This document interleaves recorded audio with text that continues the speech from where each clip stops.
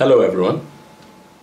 So today we're going to speak about problems that can occur in early pregnancy. The first problem we're going to speak about is ectopic pregnancy. So ectopic pregnancy is defined as a pregnancy that occurs outside the uterine area. So how will the patient present?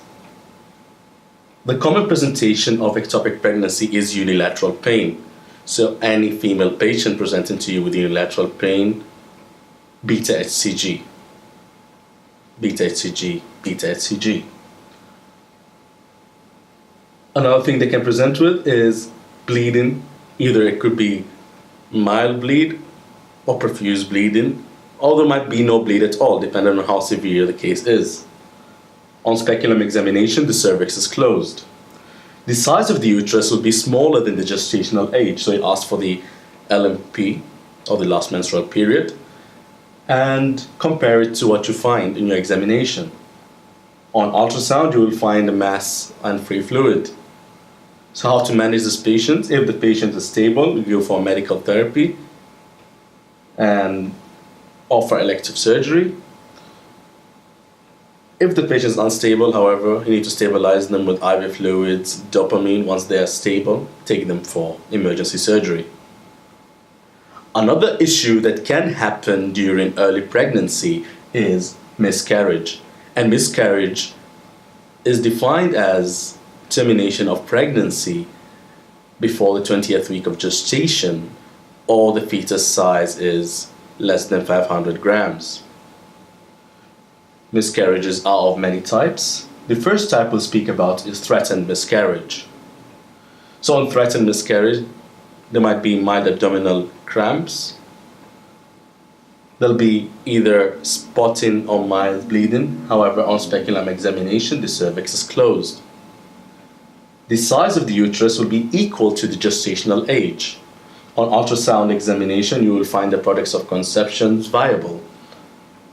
So what do we do with such kind of cases? We do not have to admit these patients. However, we do need to observe them or ask them if there is any red flags for them to come to the emergency as soon as possible. And those red flags is profuse bleeding or increase in the abdominal pain. Ask them not to have any stressful activity, and they should abstain from sexual intercourse. The other type of miscarriage is missed miscarriage. Again, there might be mild abdominal pain. There could be bleeding. The cervix will be closed. The size of the uterus could be equal to the gestational age or smaller. On ultrasound, products of conceptions are intact, however, they are not viable. So how do we manage these cases? One of them is to wait for expulsion. However, you can only wait for a maximum of 2 weeks. If not, if the mother is in a rush you can start with give them misoprostol and offer them dilation and curettage. Another type is inevitable miscarriage. Now here, the mother will come with severe abdominal pain, abdominal cramping, bleeding will be there. The cervix will be dilated. The size of the uterus could be equal to the gestational age or smaller than the gestational age. On ultrasound, the products of conceptions is there, however, they are not viable. For such cases, dilation and curettage is needed.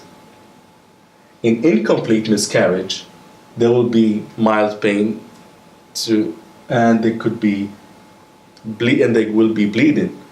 The cervix would be dilated. The size of the uterus will be smaller than the gestational age. There will be some products of conception still intact, however, not the full products of conceptions will be there.